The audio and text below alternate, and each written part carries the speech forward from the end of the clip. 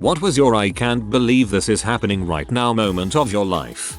I got a message one day from a stranger that said there's something we need to talk about that is important to both of us. I made some time for a call shortly thereafter, and the stranger called me. "Hi, you don't know me, but I think it's important that you know that my husband is sleeping with your wife. I know this because he left his Facebook logged into our computer at home, and I see everything they have been chatting about for months." Boom. Life upended. I was good to my wife. Really good. Then my life exploded. Children were involved, and families destroyed on all sides. That was the start of the worst year of my life. Over the next 6 months, I lost 40 pounds of weight and probably shortened my life by 10 years due to stress. Bonus points. It turns out that in my appointed position with the local government, I had given the guy an award the year before for his service to children. Good news. It's all good now. It was bound to happen.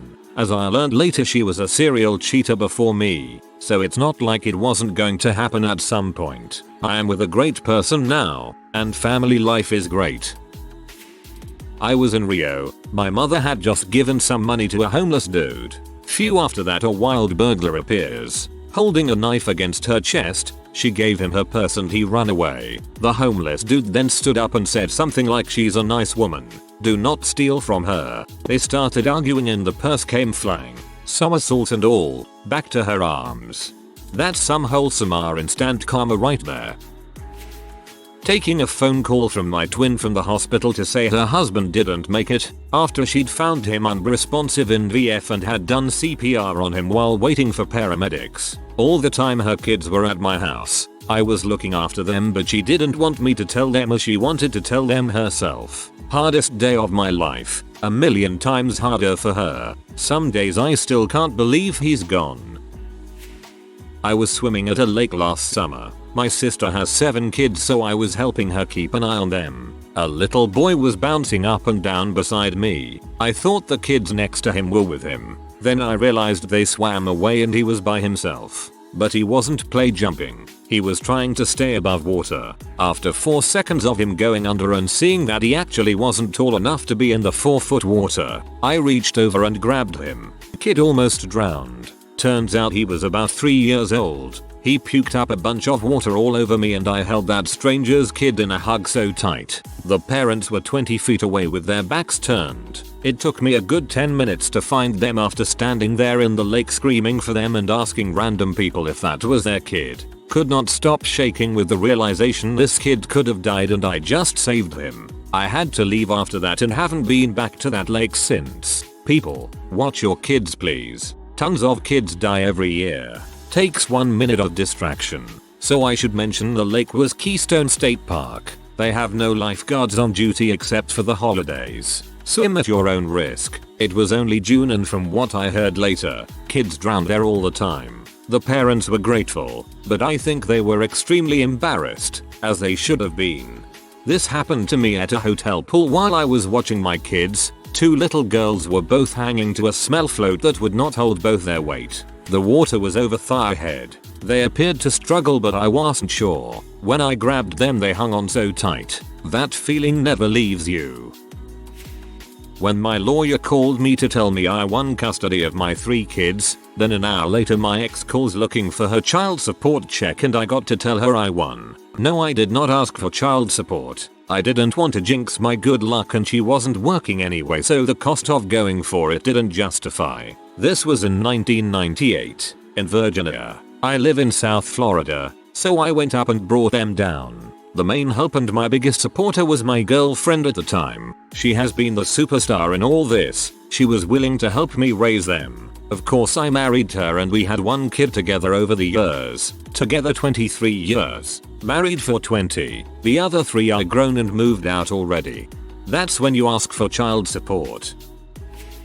The day my daughter was born my sister showed up unexpectedly at the hospital. I assumed she was dropping by to see the baby. Nope. My dad was literally next door in the heart ward. This was a huge place and it was totally by chance. There were double doors between the baby and heart ward and he was on the other side with complications for heart failure. The emotions were so strong and conflicting I had to turn them off and I'm not sure they ever really came back.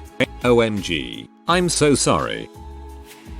I woke up from what felt like a dream. Kind of like when you are half asleep and someone is talking to you and you know that they're there, but your mind is somewhere else. I was woken up to a man asking me what my name was, and my first thought was, well, that's a pretty good question, isn't it? I wasn't quite sure what my name was. I was still in a dreamlike state where I couldn't really grasp the physical world. Then he asked me what day it was, to which I thought I couldn't tell you what day it was most days of the week. And then it clicked. It was Christmas Day. The guy waking me up was a paramedic getting ready to load me into a helicopter. My face was so broken that I couldn't open my eyes or make any sound more than a moan. But I wasn't in pain. My next thought was damage control. I got fricked up somehow. Still didn't remember what happened 12 years later. But I was being taken care of, and I still have all my teeth. First thing I did when I realized I was in bad shape was lick all my teeth to see if they were there. The moment where I thought I can't believe this is my life right now happened once I landed at the hospital. I always would think, when watching shows such as and the like,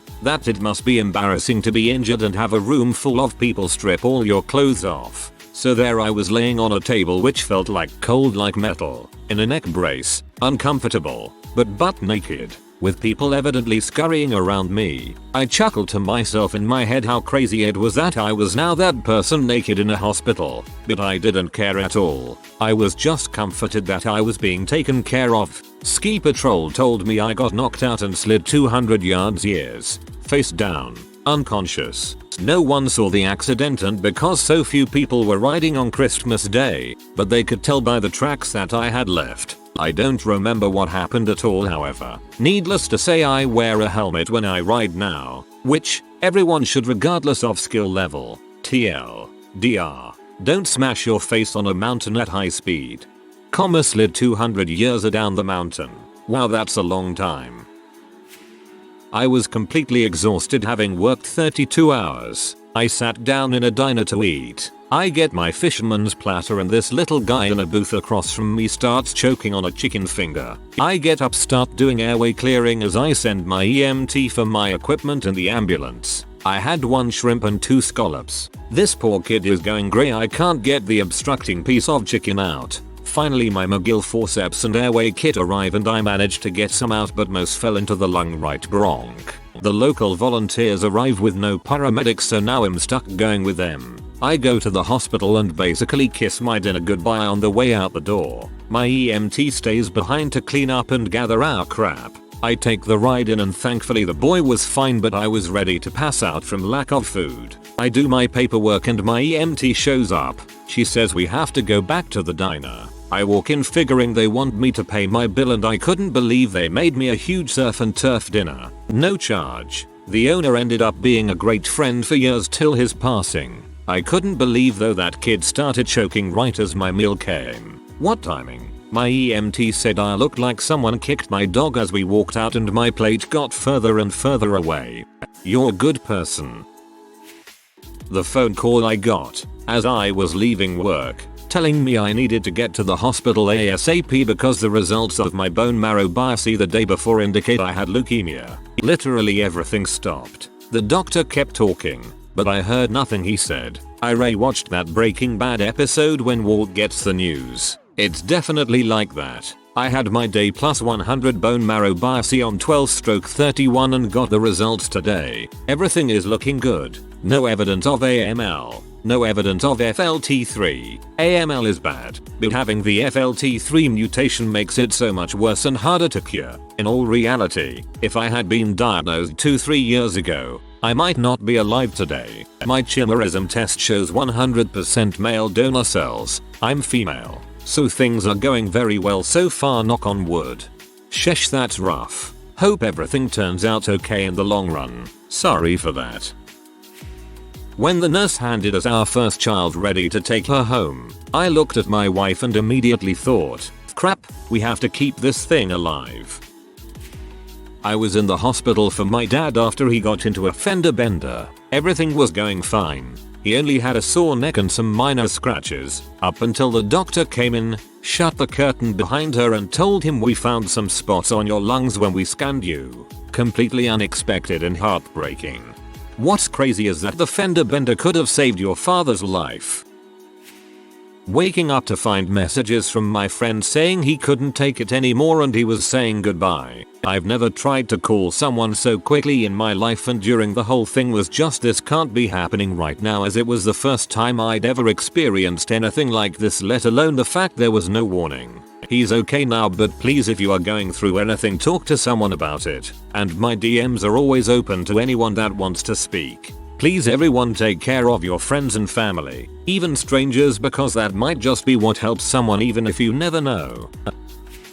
When I woke up with my head lodged in between the car seat and the wall of the car after being hit by a drunk driver, I was asleep in the very back of my Toyota Sienna while my mom was driving, and I wasn't wearing a seatbelt during the time of the accident. Luckily for me, I managed to get away with just a scar to my forehead, even though I was flung across the car after being struck. I'm still flabbergasted I got away with just the scar. I broke down in the mountains late at night back before cell phones. I had my flashes on and my hood up and was standing outside trying to figure out what to do. 2 cops and a tow truck drove by without helping me. Hours later, a group of teenagers finally pulled over and offered to drive me to a phone to call for help. I was working at a group home with people who have physical and mental disabilities. We were all eating lunch when a client suddenly was choking. He turned blue and I thought, crap, here we go. I performed the Heimlich and he stopped choking and started to breathe. That was scary. I found my husband unresponsive and called 911.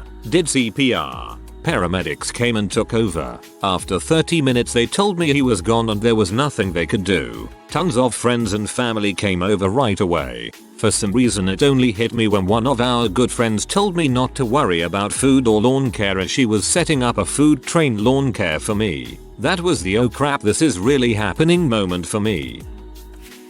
The first time I walked up to a plane I'd rented for the day, signed off, did a pre-flight, got in and took off. I legally took an airplane out for a spin, and no one was monitoring me. It just seemed like an insane thing. Jesus, and I thought it was a big deal when I rented a truck to move house. Diagnosed with an incurable cancer at 33, I was given 2 months to live. 1 year later almost and I'm still kicking it. As sick as I was, I'm glad I'm standing here being the bad but I am. My prognosis is much better now. I won't beat this, but it's really given me a push to live life and love big. I won't beat this. No one does. But with your outlook you're already doing better than most. That would probably be having a conference call with my boss and HR telling me I was one of 50 people being laid off due to restructuring, while my, now ex-wife was in the other room packing her things to move out of the house. Oof. I am sorry that happened to you. I hope you're doing better now. I live in an apartment with a balcony overlooking a canal. One evening my partner and I were out on the balcony having a smoke. There was nobody around except for a drunk guy stumbling down the path along the canal. My partner commented that he'd fallen if he wasn't careful, and sure enough, he did. We immediately called an ambulance and my partner ran outside to look for help. The guy was twice our size and if we'd tried to help by ourselves, we all would have drowned. Emergency services arrived in less than 10 minutes and pulled him out. He lived. Still gives me shivers to think about what would have happened if we hadn't been outside. Head-on collision with my motorcycle and a sewage drain. I had 1 second to decide to Superman off the front. The I can't believe this is happening right now moment came when I was mid-air. Similar situation. It's crazy how in the air everything goes so slowly. I remember being folded in half thinking crap my knees are by my ears, then bang. That would be the floor.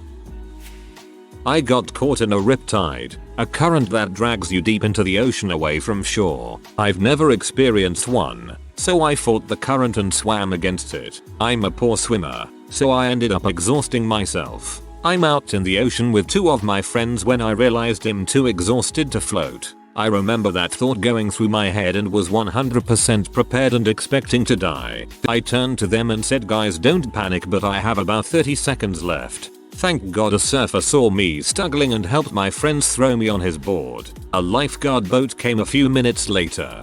Happened to me too on the beaches of New Jersey. I was visiting my girlfriend and was swimming with her younger sister. Riptide grabbed us and pulled us out before we knew what was happening. We did manage to swim parallel to the shore for a bit before we were able to swim in. We were exhausted when we finally made it in and sat there in silence for a while. Finally got together with my crush. I can't believe this is happening right now. Drank too much and couldn't get it up. I can't believe this is happening right now. I feel this on a deep level. She didn't. It's probably not a big deal for most people, but that moment was when I got promoted from a $13 an hour position to a $22 an hour position after only being with the company for 6 months. I still can't believe how lucky I am to have jumped so far up the company chain so early on. My moment was when I drove my recently murdered little sister's car off the crime scene once the police released it into my stepmom's custody. She had been killed in said car. My uncle shot himself in his car halfway up my driveway. It's a long driveway, but the police left the car where it was, and 2 weeks later I had to finally drive the car up to the barn. I vomited and cried through the whole experience. I'm really sorry for your loss, friend. When I was 14, just playing the newly released Arkham City, the doorbell rang and the police came to our house in order to tell us our dad died in a car accident. Just ran into my room to have the loudest and longest holler of my entire life. I was 9. My mother and stepfather had gotten into a fight and she decided that everything that caused them to argue had to go, including me. She got the rifle and chased me. I hid for hours until she lost interest. As I hid in the barn, I was wondering if this was a normal thing or not. This happened many years ago, summer of '84. I am living an amazing life now and she isn't in it. This is only one of the things that happens to me and one of the few I am willing to talk to about. Thanks for the well wishes, and to those that are younger and still coping, you got this. I was selected to carry the Olympic torch back in 2002. I still to this day do not know what was submitted that convinced them to allow this. I am not anyone special. Didn't really think too much of it until the day I'm running down the street carrying the torch. People lining the road for miles on end to see this event. It was an experience that I cannot even describe. The time I got punched by a wild mountain gorilla. Backstory, I was in Uganda, where they sell $500 permits where you can hike into the forest with guides and then spend an hour with the gorillas. If that sounds steep, I believe it's even more now, and is kept high so the locals have incentive to protect over poach the gorillas. One of the gorillas in the troop we were going to visit had the name Punchy in the local language because he enjoyed the teenage male game enjoyed by many species of I hit you, you hit me back. So upon seeing us he ran towards our group, knocked over one girl, and came to me and hit my gut. Luckily it was a play punch to see if I was interested, and the guards dragging me away to make sure he wouldn't think I was hurt more. But yeah, wild moment for sure. My wife was robbed and carjacked at gunpoint. When I answered my phone and heard her hysterical voice telling me she was just robbed, my entire world stopped. I didn't know if she was hurt. I didn't know where she was. I couldn't process anything. The drive from our house to where she was one of the scariest few minutes of my life. I remember actually repeating out loud "this isn't happening" as I tried not to panic on my way to her. Glad she was okay and didn't resist. I had a semi-automatic rifle, well too, pointed at me. Years ago the bank next door to where I work was robbed. The robbers decided to use the store as an escape route. I remember eating a banana. I froze and just dropped it when they walked in. As soon as they were out the back door I was running for the front door. One of the scariest moments of my life. Watching the water slowly creep into my house during Hurricane Matthew, I had taken every measure to block the doors with sandbags etc. It was in vain as the water came in through my foundation. Scariest experience of my life, and not knowing how to answer my 8-year-old son when he asked Mom, "Are we gonna be okay?"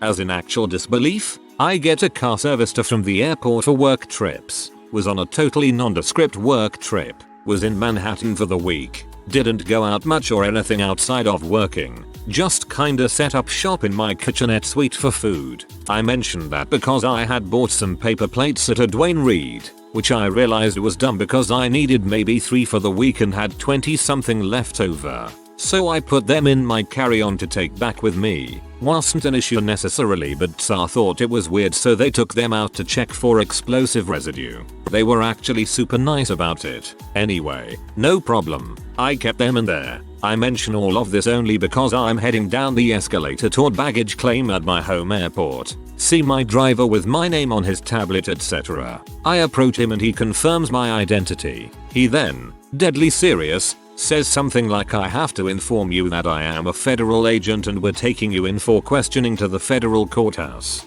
Please follow me this way." I freeze. My brain goes back to those freaking paper plates that Tsar pulled out in NYC. Was there something on there? Do they think I'm a terrorist? I just look at him really dumb for what feels like an eternity, and this guy doesn't crack. I think I ask, "What are you talking about?" and then he finally drops it and says, "Man, I'm just playing with you. You got any bags?" TLDR.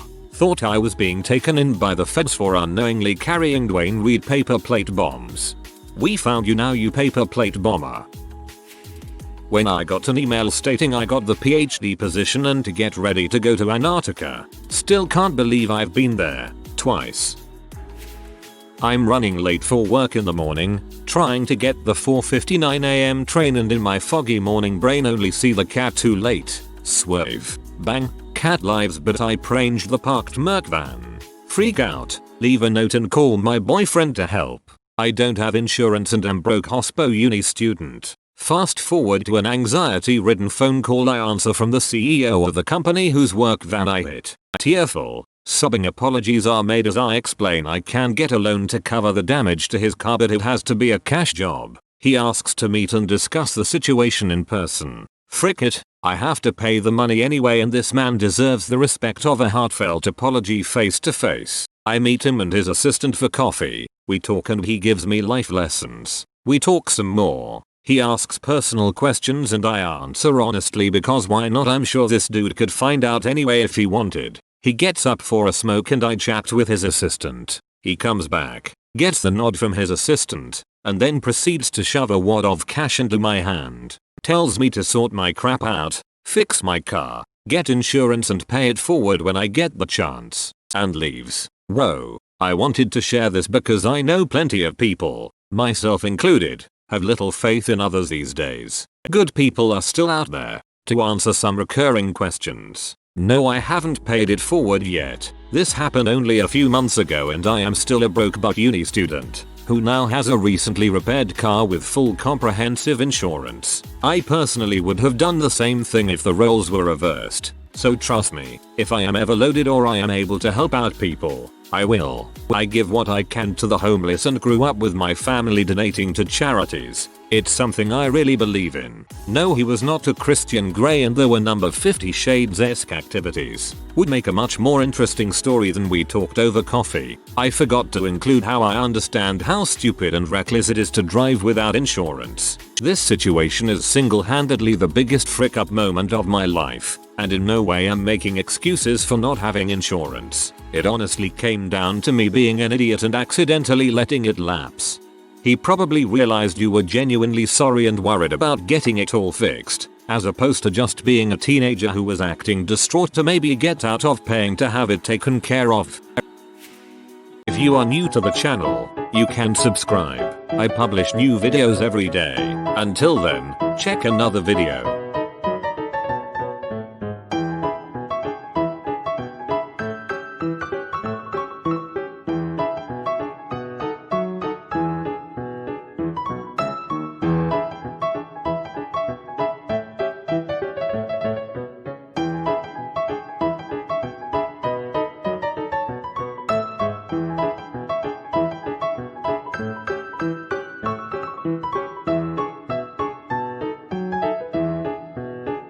Bye for now.